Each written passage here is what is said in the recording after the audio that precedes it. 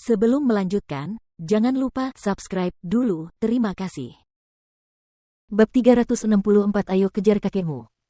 Pada saat itu, Chu Feng menggunakan teknik langit kekaisaran dan menahan udara untuk berjalan. Namun, sebelum melarikan diri terlalu jauh, dia merasakan 3 aura tak terbatas dengan cepat mengejarnya. Dia menoleh ke belakang, dan di cakrawala di belakangnya, mereka memancarkan 3 atmosfer yang begitu mengerikan hingga melonjak. Ketiga aura itu sangat kuat dan bahkan udaranya pun berputar. Di langit malam, atmosfer yang melonjak itu bahkan tidak tampak seperti atmosfer. Mereka tampak lebih seperti 3 wajah yang mengerikan, dan alasan mengapa mereka seperti itu adalah karena orang-orang yang memancarkannya dipenuhi dengan nafsu haus darah. Dan saat ketiga aura mengerikan itu mendekat, Chu Feng melihat wajah mereka dengan jelas.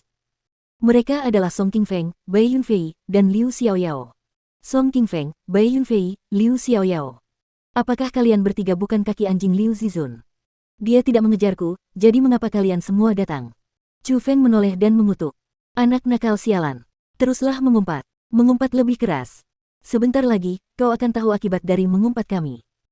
Song Qingfeng dan yang lainnya sudah tidak menyukai Chu Feng sebelumnya, jadi karena sebenarnya ada kesempatan untuk berurusan dengan Chu Feng secara terbuka dan adil, bagaimana mereka bisa membiarkannya begitu saja? 3 bajingan, apakah kalian benar-benar berpikir kalian bisa mengejar kakek kalian, aku, dengan kaki kalian yang kecil dan pendek? Aku tahu kalian bertiga diam-diam mencintai Ziling, tapi biarlah aku, kakekmu, mengatakan ini.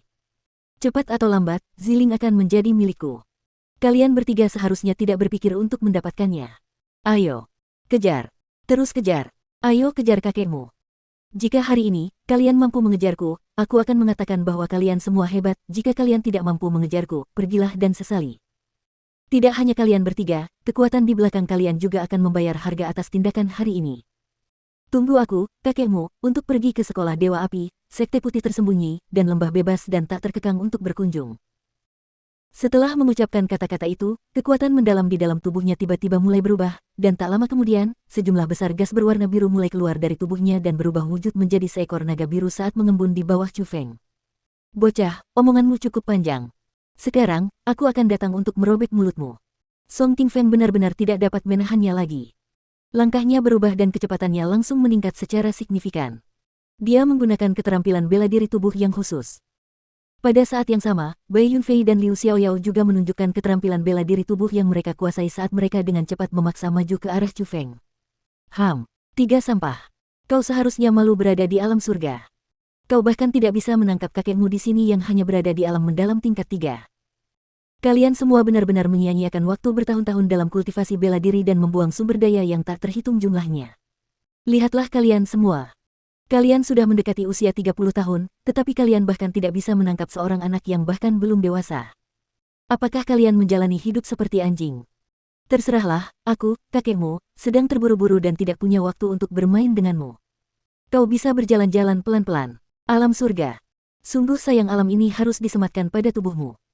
Chu Feng terus-menerus menghina ketiga orang itu, dan baru ketika ketiga orang itu hendak mendekatinya, dia mendesak naga biru di bawahnya dan melesat menuju cakrawala yang jauh. Bocah kecil, aku tidak hanya akan merobek mulutmu, aku juga akan memotong lidahmu, membelahmu menjadi 8 bagian, dan menghancurkan mayatmu menjadi 10.000 bagian. Song Qingfeng menggertakkan giginya karena marah dan dengan genggaman tangannya, sebuah tangan besar yang dipadatkan oleh kekuatan langit ingin menghancurkan Chu Feng. Menurut perkiraannya, dengan jarak sejauh itu, tangannya yang dibentuk oleh kekuatan surga pasti dapat menggenggam Chu Feng. Namun, dia tidak pernah menyangka bahwa benda berwarna biru di bawah tubuh Chu Feng bergoyang, ekornya terpelintir, dan berlari ribuan meter jauhnya dengan sangat cepat. Mereka semua terlempar jauh ke belakang, dan dalam sekejap, benda itu mengebor ke dalam hutan di bawahnya dan menghilang. Ini. Ketika mereka melihat Chu Feng menghilang secepat kilat, Song Qingfeng dan yang lainnya menghentikan langkah mereka. Mereka berdiri di udara, ekspresi mereka aneh, dan mereka saling memandang. Baru setelah saling menatap tanpa tahu apa yang harus dilakukan dalam situasi itu, mereka berkata bersamaan, bagaimana bocah ini bisa secepat itu. Saat Song Qingfeng dan 2 orang lainnya mengejar Chu Feng, Xiaoler juga kembali ke tendanya sendiri saat dia ditemani oleh orang banyak. Untuk menenangkan emosinya, beberapa wanita cantik memutuskan untuk beristirahat bersamanya malam ini. Akan tetapi, masih saja ada orang-orang yang berkumpul di tempat di mana Chu Feng dituduh secara salah dan mereka masih terus membicarakan masalah Chu Feng dengan penuh minat. Terutama para lelaki yang selalu iri pada Chu Feng. Mereka menghinanya dengan mengatakan bahwa dia adalah seekor binatang buas, bahkan lebih rendah dari anjing dan babi, dan singkatnya, segala macam kata-kata mengerikan dilontarkan ke tubuhnya. Orang-orang yang tidak tahu apa-apa sebenarnya ingin menggunakan cara itu untuk mendapatkan kekaguman dari para wanita cantik. Junior Ziling, sebelumnya, aku sudah berpikir bahwa karakter Chu Feng tidak pantas, tetapi aku tidak pernah menyangka bahwa dia benar-benar orang seperti ini. Untungnya, kemampuannya tidak cukup dan dia mengungkapkan wujud aslinya. Jika tidak, maka mengingat bahwa villa bergengsiku benar-benar memberikan seorang wanita kepadanya, itu sama saja dengan villa bergengsiku yang mendorong seorang wanita baik ke dalam lubang api. Liu Zizun berjalan ke sisi Ziling dengan wajah khawatir. Dan setelah mendengar kata-kata itu, mata Ziling berkilat seolah-olah dia mendeteksi sesuatu, tetapi dia tidak banyak bicara. Dia hanya tersenyum manis dan berkata kepada Liu Zizun, untung saja senior Liu ada di sini, kalau tidak, tidak akan ada perasaan aman saat mengadakan acara di tempat ini. Junior Ziling, jika kau takut, aku bisa mendirikan tenda di sampingmu. Denganku di sampingmu, belum lagi sampah seperti Chu Feng, bahkan jika itu adalah binatang buas, aku sama sekali tidak akan membiarkannya kembali ke tempat asalnya. Melihat Ziling yang seperti burung kecil yang bergantung pada seseorang, Liu Zizun langsung bersukacita saat dia menepuk dadanya dan meyakinkan. Ho, aku sudah menerima niat baikmu. Namun, aturan yang kau tetapkan adalah laki-laki dan perempuan yang berpisah untuk beristirahat. Sebagai pemimpin acara ini, kau tidak boleh melanggar aturanmu sendiri, kan? Ziling tersenyum manis. Senyumnya dapat menyihir puluhan ribu orang dan menyentuh hati. Ini. Setelah mendengar kata-kata Ziling, wajah Liu Zizun dipenuhi dengan depresi dan dia benar-benar ingin menamparkan mulutnya dengan keras. Dia menyesal telah menetapkan aturan seperti itu. Sebenarnya, ketika dia menetapkan aturan itu sebelumnya, tujuannya adalah untuk mencegah Ziling menjaga Chu Feng di sisinya, yang memberikan keuntungan bagi Chu Feng. Namun, dia tidak pernah menyangka bahwa peraturan yang dia buat itu akan mengacaukan dirinya sendiri. Jadi, dia buru-buru berpikir dengan cerdik, dan berkata sambil tersenyum. Hari ini adalah hari pertama semua orang mulai akrab, dan lagi pula, kita masih belum saling mengenal jadi tidak pantas kalau kita tidur bersama. Besok saat semua orang sudah saling mengenal, kita bisa mendirikan tenda bersama.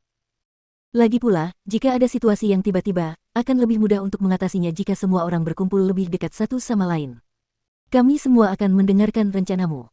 Senyum yang indah, dari awal hingga akhir, masih tersungging di wajah Ziling.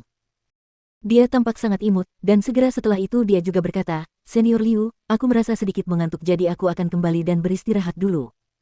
Senior Liu, kamu juga harus beristirahat lebih awal. Ah, ya. Jangan khawatir, meskipun aku tidak di sampingmu, aku tetap bisa menjamin bahwa kau tidak akan diganggu oleh orang lain. Wajah Liu Zizun dipenuhi dengan pertimbangan dan matanya yang penuh nafsu terus menatap Ziling. Baru setelah Ziling masuk ke tendanya sendiri, dia tersenyum dan berkata sambil berjalan. Hanya aku, Liu Zizun, yang pantas mendapatkan wanita secantik itu. Semua pria lain tidak boleh berpikir untuk mendekatinya. Siapapun yang mendekatinya, akan kuhukum mati.